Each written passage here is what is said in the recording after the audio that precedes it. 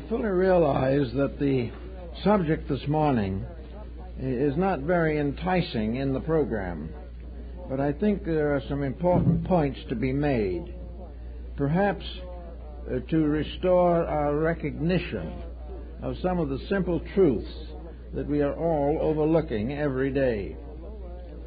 Homer, in writing the story of the Odyssey, mentions that the gods of Greece and Troy fought in the heavens above the city.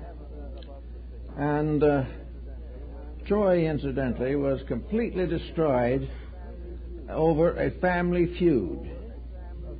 An instance of this is of my point of view.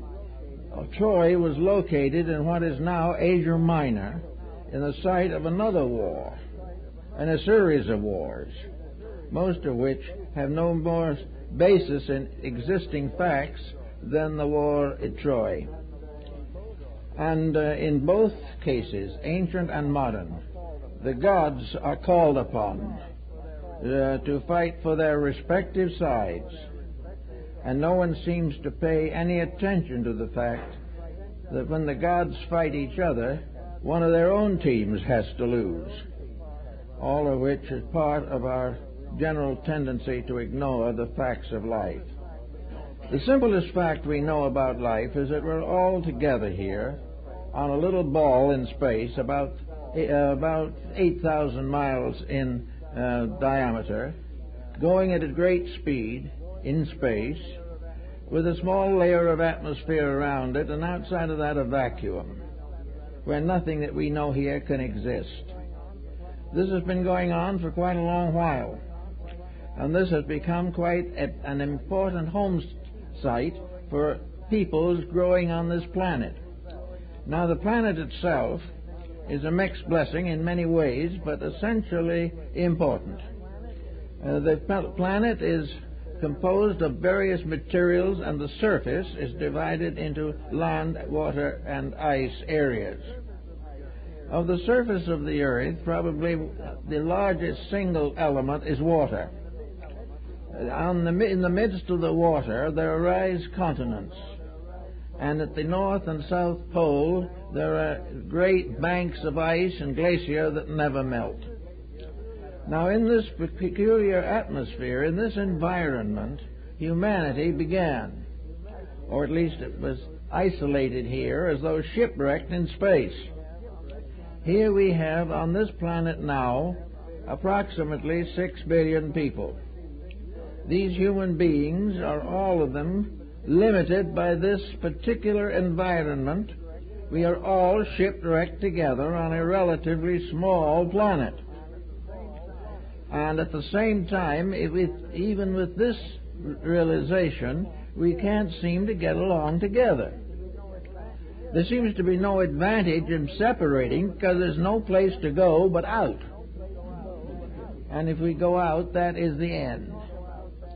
We talk about the possibility of habiting other planets, but at the moment there doesn't seem to be much real estate selling out there. We are here, living together.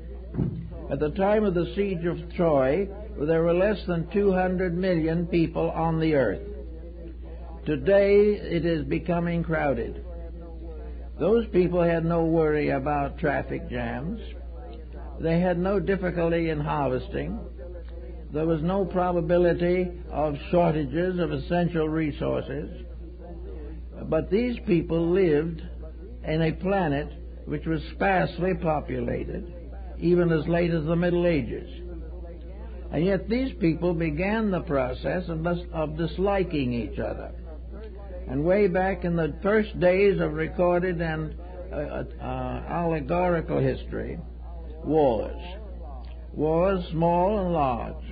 One author covering the whole subject came to the conclusion that in the course of our history, humanity has fought nearly 10,000 wars, big ones and little ones and backyard fights. All of these contentions on a little planet hurtling through space. If the law of gravity failed for 5 minutes, that'd be the end of humanity. We live here because of the wonderful interaction of universal laws, and beneath the surface of our planet is a tremendous wealth of essential resource material. And here we sit, going on as we always have gone on, fighting our way for territorial sovereignty. We know the animal kingdom makes a great deal of having its proper territorial rights.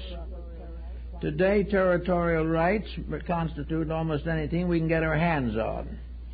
But the idea of territorial right as a means of survival has become gradually modified because we are now one people on the planet, even though we can't get along together. So we have today a problem, a very serious problem. And we can go back to consider some of the things that have happened. Mao, the Chinese communist, made a rather pertinent remark some years ago. He said the Chinese invented writing and printing, and they did it with movable type, but they never printed a newspaper. They'd invented gunpowder and all kinds of fireworks, but they used them only for weddings, funerals, and celebrations, never for war. So there were two things. The third one he mentioned is the mariner's compass, which the Chinese also invented, but they were very careful not to use it for the discovery of the Western Hemisphere. So we have, going all the way back, Mao probably has forgotten one of the great wars of China. He forgot the war that was fought probably in the 3rd or 4th century A.D., in which the battlefront was 100 miles long. They have been excavating the bones and the weapons for years. From very early times there was mostly strife. And this strife was essentially useless, worthless, and meaningless. Alexander the Great conquered nearly half of India and died under the walls of Babylon, looking for further worlds to conquer. But he never conquered himself, and that was the end of it. This Roman conquest, we all know from history. It was the death of one of the great Egyptian pharaohs that brought Akhenaten to the throne of Egypt and made him the first pacifist in history. His reward was to be murdered. All these things happened. Caesar died at the foot of Pompey's statue with a knife of his best friend in his heart. Always the same tragedies repeat themselves. Always the same dilemmas exist. Always the same ambitions go on, producing nothing but darkness and death, while this little ball floats through space. It's all very ridiculous. Also, we go a little further into the imports of history to find out some of the things that happened. Consider the Crusades. 4 waves of effort of the most powerful leaders of European life to reconquer the Holy Land. A dismal failure. Never was accomplished. And millions of people on both sides died or impoverished, wounded, or left desolate. This was one of the big experiences. Another one which we must also bear in mind is, of course, the Crusades first, and after that the murder and abolition of the Knights Templars. The most powerful order of chivalry that opened the roads to Jerusalem was decimated, destroyed, and its leaders burned at the stake. Everywhere the same struggle went on. In France, the Huguenots. And in Japan, 2 efforts of the Khans of Mongolia to conquer the country. The first time they sent a great fleet against Japan, and the same thing happened that happened with the Spanish Armada in the English Channel. A great storm arose and destroyed the Chinese fleet, so that the Japanese were spared. But the fear of it all was real and definite. And later, Kublai Khan tried it again. This time, however, the Japanese were ready for him. But out of this came a very sad circumstance.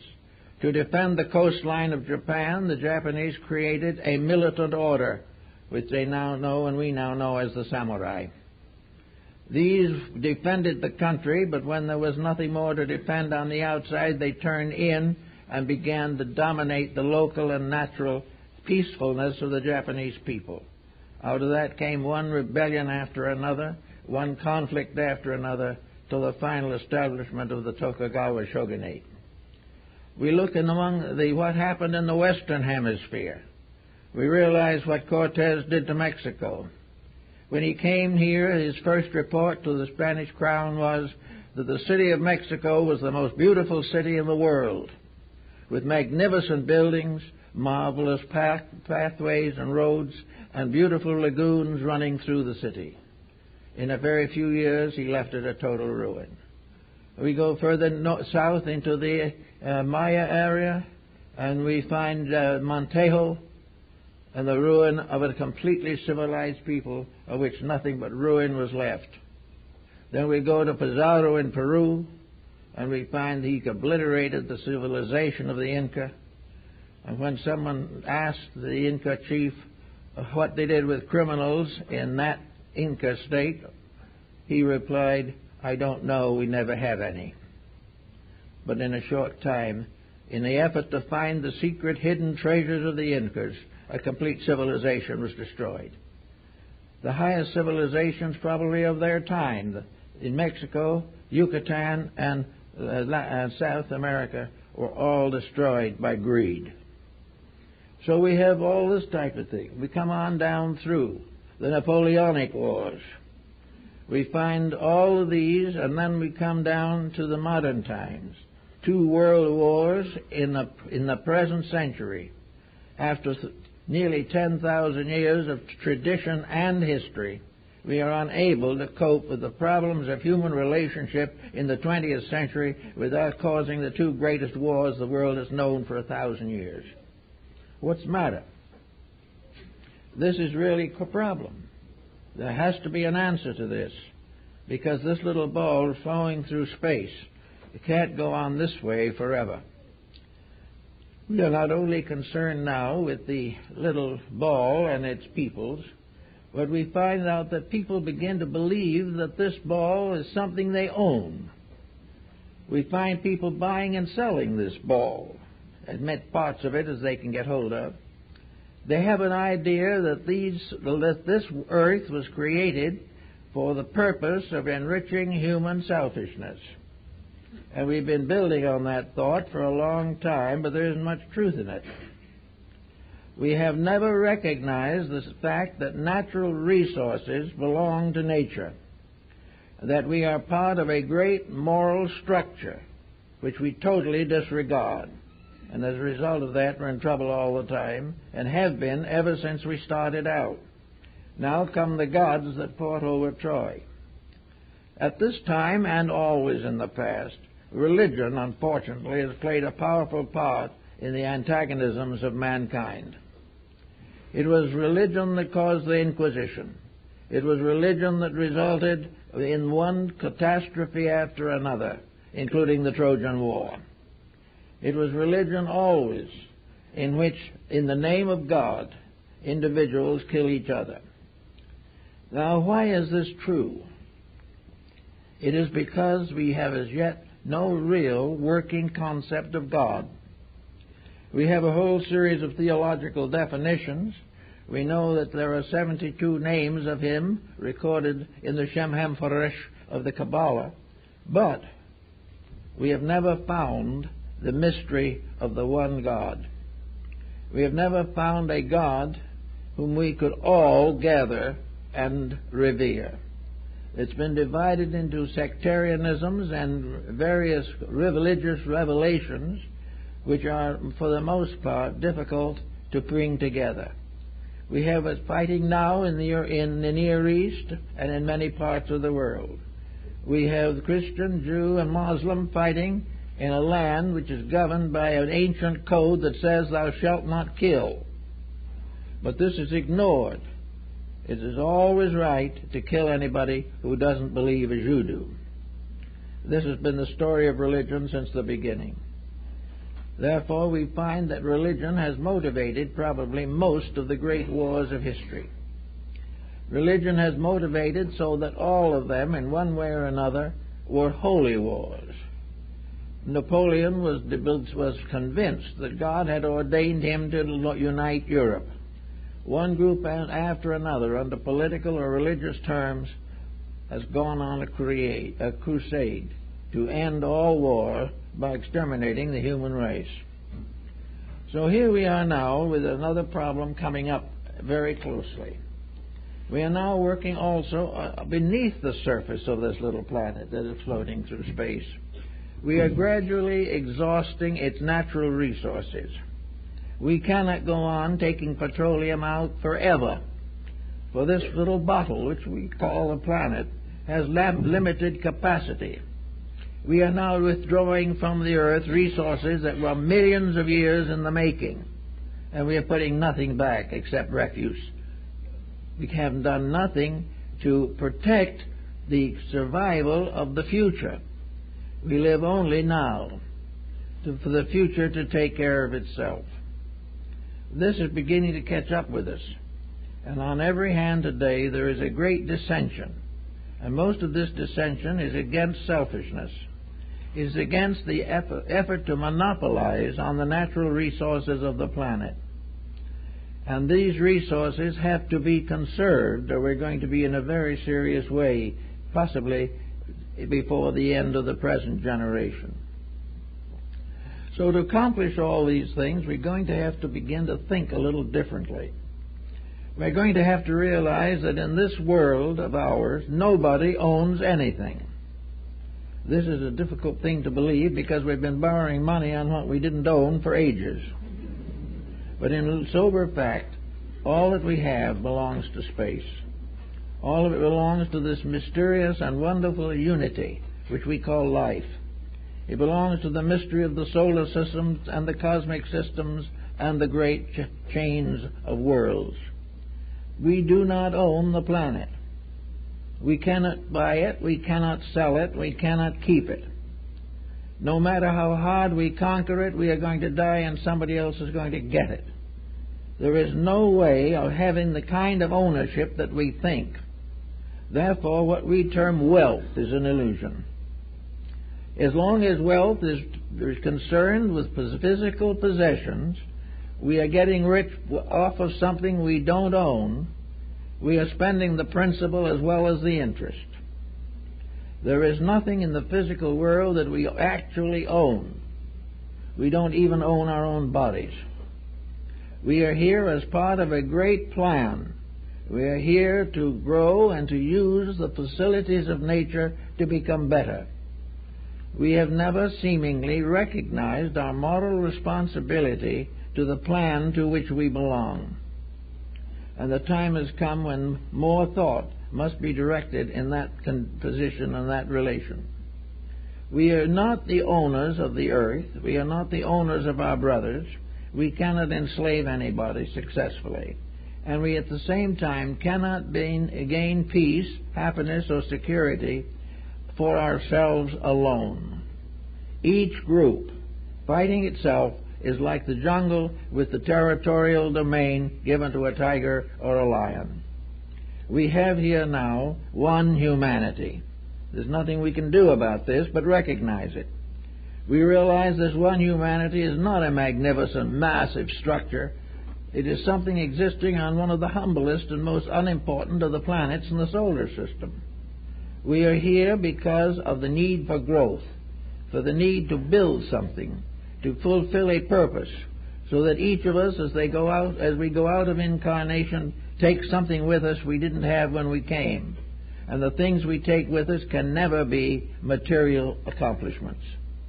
We are here definitely to correct selfishness and to outgrow the concept of eternal segregations and also the ultimate sovereignty of this planet by one political or religious unit. There is only one religion big enough for the planet, and that is the religion that is made up of all religions. We have now a very strong religious majority in this planet. This majority is all bound by oath and obligation to rules or convictions that are essentially benevolent. We have in all, probably out of our 6 billion, we probably have 4.5 billion moderately associated with religion. These constitute many different faiths, but they represent in every case a pronouncement of the Golden Rule. Many years ago when I visited Jerusalem, there was on the Mount of Olives a little chapel that may not even be there anymore. And on the walls were the Golden Rule in all different languages. That you do unto others as we would have others do unto us. Now, there's practically no religion that does not accept this, but does not live it. We continue to be competitive in our ethics in disseminating a doctrine that is cooperative. We are constantly trying to take people out of one faith and put them into another. We are perfectly willing to destroy a non-believer, and this is happening every day in the Near East now. We are not separated by our humanity, but by our inhumanity. We are not separated by the color of our skins or by our languages. We are separated by the belief that there are better and worse creatures in this world, when in reality there are only those of varying degrees of deprivation. So we have to begin to think rather seriously now of getting over some of this.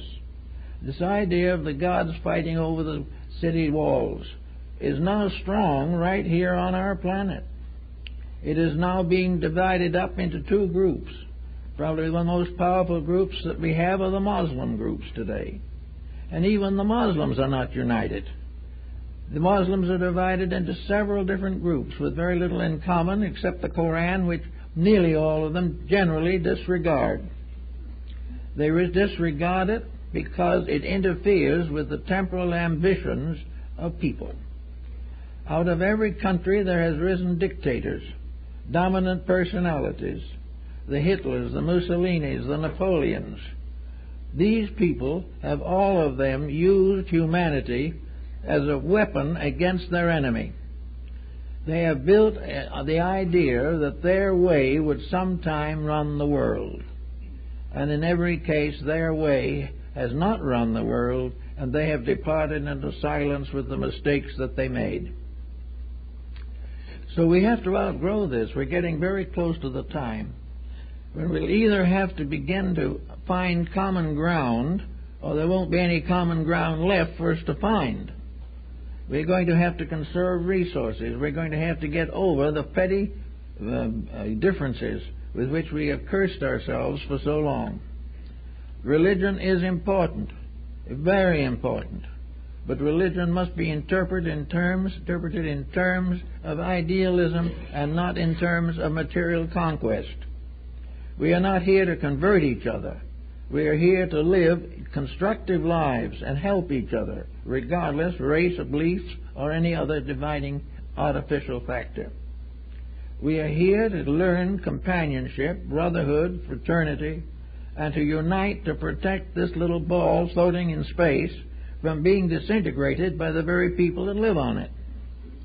We are here to make certain that this little world becomes once more the garden that it was in the beginning. It was a beautiful place with everything that was necessary for happiness and security.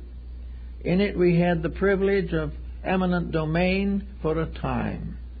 We all came and went, as Omar tells us in the Rubaiyat.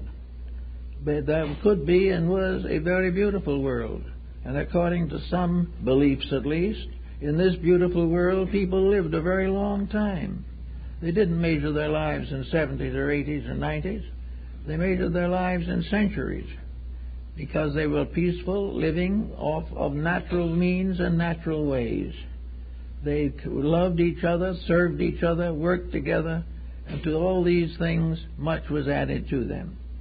Competition is not only a destroyer of empire, it is a destroyer of physical health, mental health, and emotional health. The great struggle to dominate each other is more or less ridiculous when we realize what we dominate. We dominate nothing. 2 minutes of a minor tilt on the Earth's axis, and there's nothing for us to dominate, including ourselves. We are here not to dominate each other, but to prove that there is some way in which we can outgrow the deficits of human nature. Now, why should we be here in the first place? Is there any particular reason why 6 billion people should be on this little ball in space? I think possibly the ancients had as good an answer to that as we're ever going to have. This little house, this planet, is the anteroom. It is the pronaos of the temple of eternity. It is the entrance to the everlasting. We are here to grow and become worthy of citizenship in a larger world. We are not here to try to make this the great planet and cover it with monuments standing over the graves of the dead. We are here to learn. This is a school, not a place of permanent residence. And the trouble is now with us is we're not graduating anybody. We keep on having the school and we go over the same lessons time and time again, and when the time comes for examination, most of the examinations end in failure. We are here to learn and not to possess. We are here to work together and not to hate each other. We are here to grow up and fulfill the needs of human society and not try to divide it up and underprivilege the majority part of it. We are here simply to be simple human beings with kindly, good intentions, with friendliness, with a recognition that it is up to us to help to conserve the neighborhood. That we are here to work together and not to work each other. We are here not to accumulate but to become. What we have we cannot take with us, only what we grow. And what we grow in this case is within ourselves. It is character, integrity, realization of values. Now, what does the gods have to do with this? Are they really on one side of something or on the other side of something else? Do we gain the favor of God by being converted to a belief? In the presence of maybe 10 or 12 fairly major religious beliefs on this planet, there has never been a really happy understanding that there is and can be only one religion. The one religion is in that it must be based upon the conduct of human beings, the ennoblement of humanity, and the dedication of all effort to the service of all need. Religion begins in service. It begins in the individual contributing to something that is not perishable. It is not by building bigger churches, but by building better people that the ends of religion are accomplished. We are here definitely, first of all now, to get over all sectarian religious division. This doesn't mean that we have to condemn anyone. It doesn't mean that we have to convert one individual to another. It doesn't mean that we have to create one religion and demand that all the others follow it. It is simply that we recognize in our hearts that all essential beliefs are the same. Therefore, that we can mingle in absolute equality with all who are trying to live the right kind of life. There is no need of changing the church. There's only need of changing the attitudes of people to the church and to get them away from these selfish situations which also finally taint the church itself. So we have got to work to get our religion so that no longer will the gods fight in heaven above the earth. They never did, but it was a good excuse. No one ever knows what the real answer to that might have been, but I think Homer hints at it when he points out that the final answer is the creation of the world hero. The Greeks recognized a race of beings called heroes. They were not gods and they were not mortals, but they were the immortal mortals. They were the link between heaven and earth. And these heroes were those who awakened the inner resources of themselves and became the spiritual guardians and guides of humanity. They are the Buddhas and Bodhisattvas of Asia. They are the saints and sages of the West. They represent a maturing of people until there comes a time when each individual, in his own way and in his own cycle of life, dedicates his efforts, his resources, and himself to the common service of all the others. There's got to be a final establishment of brotherhood, a final establishment of the recognition that we can make this little sojourn here much happier than it has been in the past. There is a distinct and definite relationship between human health and the world health. There is a definite relationship between the conflicts in society and the psychotic pressures within the individual himself. Our ambitions are killing us. Our various feuds and fusses are destroying us not only with weapons, but with the destruction of the resources of our own health and body. We are destroying our own minds, we are destroying our own bodies, and the only answer we can find for it is the common statement is we're having fun. We are not having fun. There is no fun in a world in which the average person cannot live a decent life. And we have come so far and learned so much and had so many great teachers who knew at least parts of the truth that there seems to be no reason why we should be fighting now on the same level as the Trojan War. There is no reason why we should repeat the Inquisition. There is no reason why we should go through again the same tyrannies that disfigured the past. We had religious revolutions, political revolutions, and social revolutions from the beginning. We have them again. But they are more bitter, more extravagant, wasting more essential resources than ever before. It wasn't so bad when they fought it out by throwing rocks at each other, because you could save the rocks and use them for something else afterwards. But the way it is now, we are exhausting all the resources of the earth in order to defeat each other, without realizing that by so doing we are digging the earth out from under all of us. We are getting into deeper and deeper difficulties every single day. The problem then comes right down to finding out what will do some good. Actually, we can't control other people. We can't prove to another person that he's wrong. We can try, and usually we will be thoroughly whipped for doing it. But we can begin to, in various ways, reach into our inner resources, and even if the ulterior motive persists, we can say to ourselves, I'd rather be healthy than sick. I'd rather be happy than unhappy. I'd rather be energetic than tired. And the world I'm living in is making me sick, making me tired, and making everybody unhappy.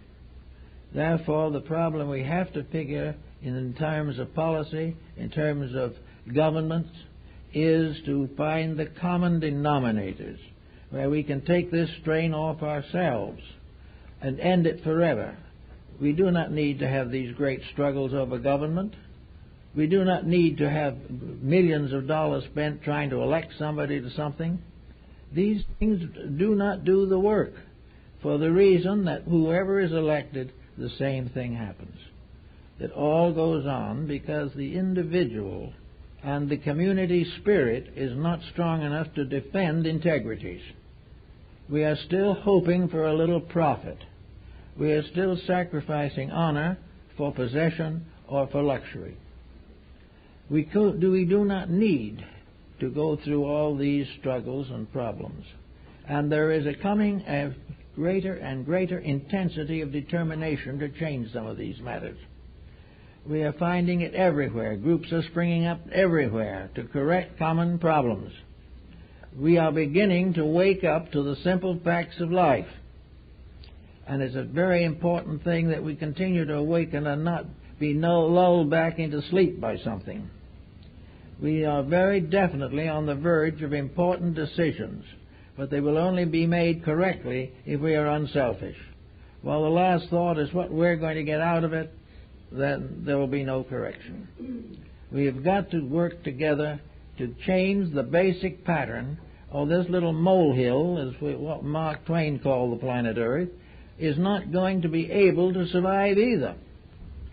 We do not know what happens inside the Earth. We do not know the psychic and electronic processes within the planet.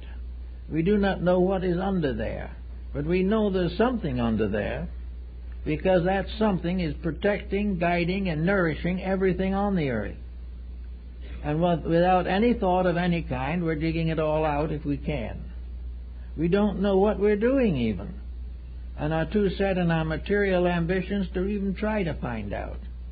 There is no question of trying to examine the Earth as possibly a great patient suffering from a serious malnutrition, a patient who has been exploited, a planet which has had so many transfusions taken out of it that there's not very much planet left, less all the time. And yet we continue to go on to take the last barrel of oil, and what do we use it for? Largely blow it up more. So we're using the lifeblood of a planet to hate each other. We're using it to waste. We're using it to become richer and more sedate individuals and with high transportational facilities. We are not even giving a thought to the planet. And yet it's all we have. There is nothing else. If that slips out from under us, it's gone. There's no place to land. We tried to take a journey over to see how the moon would be, but it wasn't very hopeful. It too is dead. How it died we won't try to figure out. But we now have a situation where for the first time we've got to take a hard, long look at the natural resources which we depend upon. The only renewable element that we have found at the present time is wood.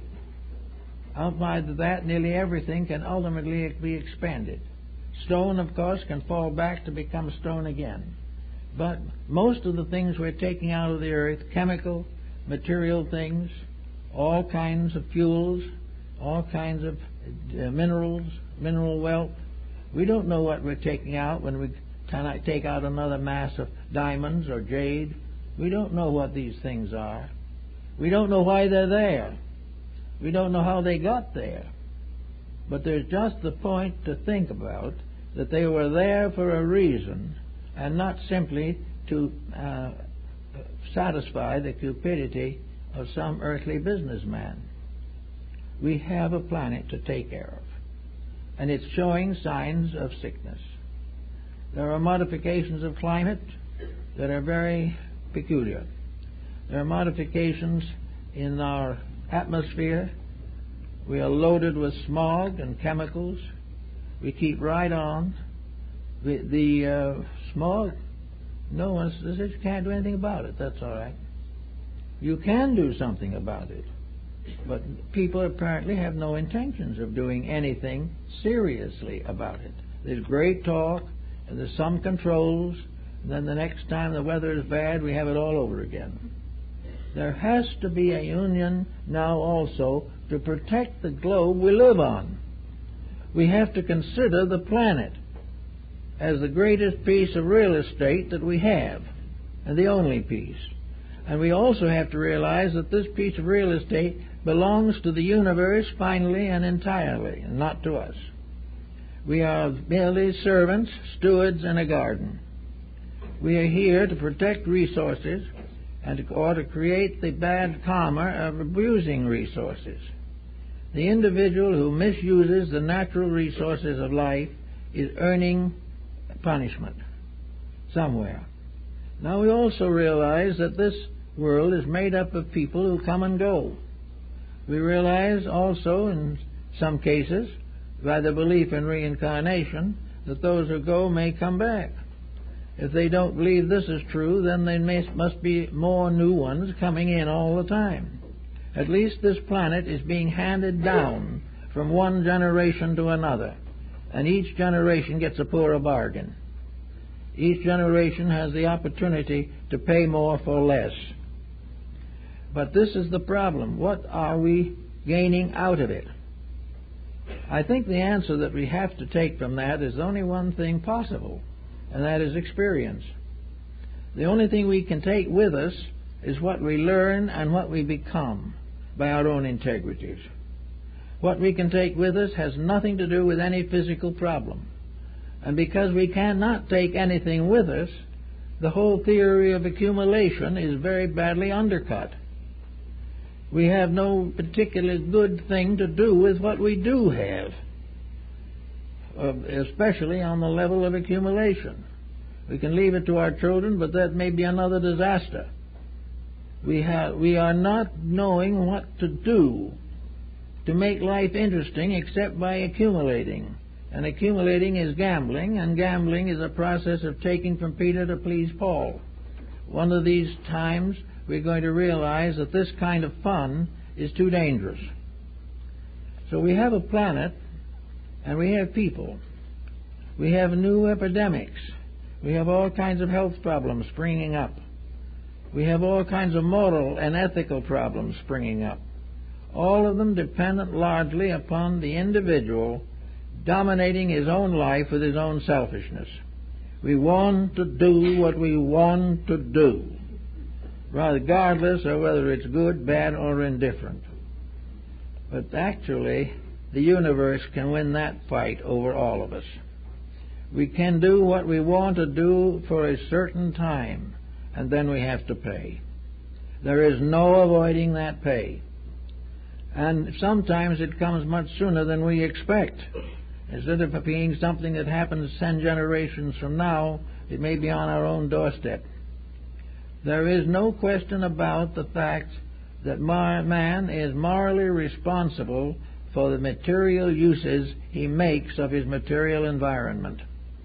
He is responsible for turning the world over to his own descendants in as good a condition as when it came to him. He has no right to create a bankruptcy for himself and then hand eternal debt onto his children. He has no right to make the world unlivable for the generations that have to come. And if he does this type of thing, there is a punishment. Now, the materialist believes that there's nothing but extinction beyond the present life. Even so, this does not remove the factor of punishment. Many of those who are delinquent are punished here and now. They do not have to wait for any future. But if we want to build a better life for ourselves, I think we take more or less the view of the Oriental, namely that there is a re-embodiment in the environment.